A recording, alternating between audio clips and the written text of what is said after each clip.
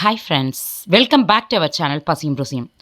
இன்றைக்கி ஒரு அருமையான ஈவினிங் ஸ்நாக்ஸ் ஆந்திரா கல்யாண வீட்டு ஸ்டைல் 65 எப்படி செய்கிறது அப்படின்னு பார்க்க போகிறோம். ஸோ இந்த வீடியோ ஸ்கிப் பண்ணாமல் லாஸ்ட் வரைக்கும் பார்த்து கண்டிப்பாக நீங்களும் ட்ரை பண்ணி பாருங்கள். வாங்க ரெசிபிக்குள்ளே போகலாம்.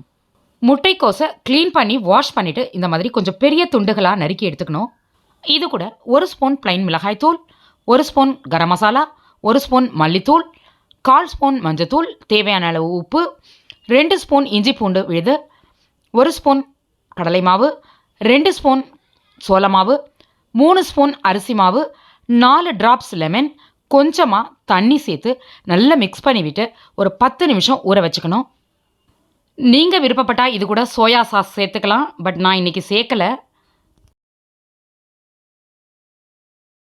கடாயில் ஃப்ரை பண்ணுறதுக்கு தேவையான அளவு ஆயில் சேர்த்து ஆயில் ஹீட்டான பிறகு நம்ம மிக்ஸ் பண்ணி வச்சுருக்க முட்டைக்கோஸை இதே மாதிரி நான் வீடியோவில் காமிக்கிற மாதிரி நம்ம இதில் போட்டு ஃப்ரை பண்ணி நல்லா கிறிஸ்பாக ஆற வரைக்கும் ஃப்ரை பண்ணி எடுத்துக்கணும். காலிஃப்ளவர் 65 மாதிரியே இதுவும் ரொம்ப டேஸ்டியாக இருக்கும். நல்ல ஒரு ஃபில்லிங்கான ஈவினிங் ஸ்நாக்ஸாக இருக்கும். பெரியவங்க சின்னவங்க எல்லாருமே ரொம்ப விரும்பி சாப்பிடுவாங்க. ஆந்திராவில் எல்லா கல்யாண வீடுகளையும் கண்டிப்பாக இந்த மெனு இருக்கும்.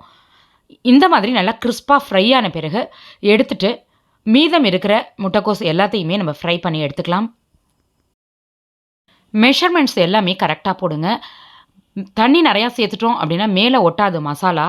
அது மாதிரி ஆயில் சேர்த்துக்கும். ஸோ கொஞ்சம் கேர்ஃபுல்லாக பண்ணுங்கள். ரொம்ப டேஸ்டியான ஒரு ஸ்நாக்ஸை கண்டிப்பாக உங்கள் வீட்டில் ட்ரை பண்ணிவிட்டு எனக்கு ஃபீட்பேக் கொடுங்க. இந்த வீடியோ உங்களுக்கு பிடிச்சிருந்தா லைக் பண்ணுங்கள், ஷேர் பண்ணுங்கள். இந்த வீடியோவுக்கு கீழே உங்களுடைய கருத்துக்களை பதிவிட மறந்துடாதீங்க. வணக்கம்.